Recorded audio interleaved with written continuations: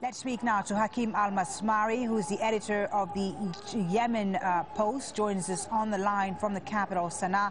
Hakim, as we speak, we're watching there pictures of a pro-Saleh rally in Sanaa. Tell us about the situation in the Yemeni capital and elsewhere in the country as far as these protests are going.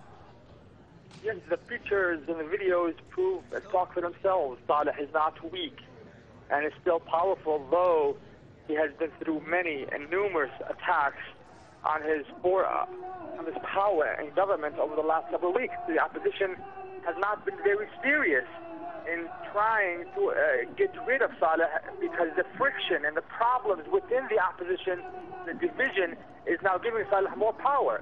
What we see on the streets is not the power of Saleh alone, but the weakness of the opposition and not controlling the protests and not controlling the revolution for the favor of the people. So Saleh has been able to use the opposition mistakes for his favor, and the people we see on the screen are proof that Saleh is not weak and has given the opposition blows. So you're saying that he clearly has still a great deal of support despite the setbacks, despite defections within the army, and despite several clerics siding with the protesters. You're saying that he still has support there today. Tell us about the anti-government demonstrations that have been going on. We're here in the city of Taiz, for instance. The anti-government protests cannot be compared to the pro-government. The pro-governments are only taking place once You mean they can't be compared in what? In terms of numbers? In numbers, the anti-protests are much, much larger. We have to keep that clear. But because they take place every day and every hour of the day. However, the pro-government are only there for 1 hour a week, so they cannot be compared. The anti-government today, our estimation that at least 3 million anti-government protesters are there in the streets, and Taiz over 800,000, nearly 1 million.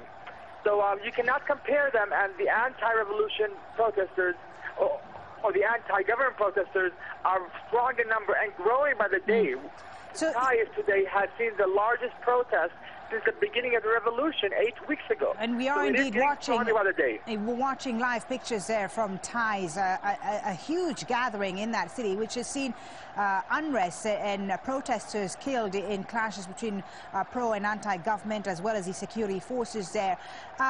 So you would say, Hakim, that the momentum right now would be on the side of the anti-government camp?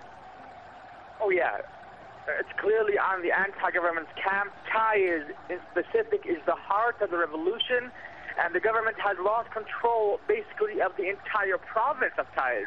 If it was not for Taiz, the government would have been still powerful. But Taiz, considering it's the biggest city in Yemen and the most educated of society, it has 98% left the hand of the government.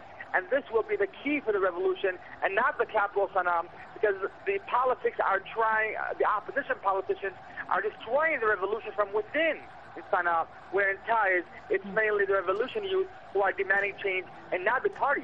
So how long do you think President Ali Abdullah Saleh can hold on? I mean, this crisis has been going on for months now, for several weeks anyway.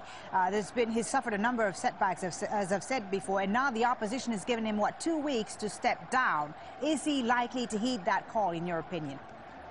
Let's be clear on this, and it's very important. We do believe, and many analysts here believe, that the only reason why Saleh is still in power is because of the Saudi effort in helping him stay in power or leave his power with some dignity. President Saleh, during the last GCC initiative, was given guarantees that he has never gotten before. He was given guarantees that he would stay in power, though he would have no authorities until the end of the year, and be forgiven for all the sins that he did and all the crimes against these protesters. So Saleh was given a lot in return for nothing from the Saudis or the GCC initiative, which Doha refused and rejected in specific. Right. So this is the main reason why Saleh is still in power, and the more power the Saudis give him, the more or longer he'll stay in power. You say the reason is that the Saudis still support him, but when you have backers, traditional backers such as the U.S. no longer supporting him, saying that he must act on reforms, saying that things must change in Yemen, that would deal a blow, you'd imagine, if the U.S. is not backing him anymore. I do not believe that Saleh has lost the U.S. help. And yes, the U.S. is saying that Saleh needs reforms, but the U.S. has not clearly said that Saleh has to leave power. The U.S. is trying to make sure that its policies and interests will not be harmed when Saleh leaves. That is also another reason why Saleh is still in power. The U.S. does not trust the opposition in its current stance and does not, or is not willing to give power to the opposition completely, and that is why Saleh is still in power. So the U.S. is not with the opposition and not with the revolution, clearly, though it supports somewhat.